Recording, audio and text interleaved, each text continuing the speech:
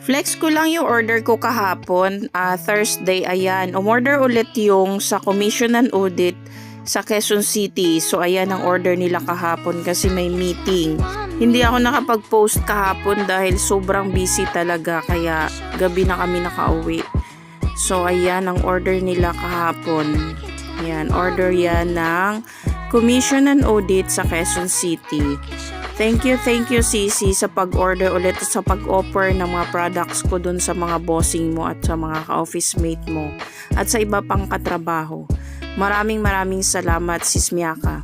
Next order ko ay order ni Sir Elmo. Ayan, thank you so much sir sa pag-order ulit sa product ko. Maraming salamat. Order ni Nyet. Thank you so much sa pag-order Day. Ayan. Next order ko ay order ni Ate Sweet. Ayan, thank you so much Ate Sweet.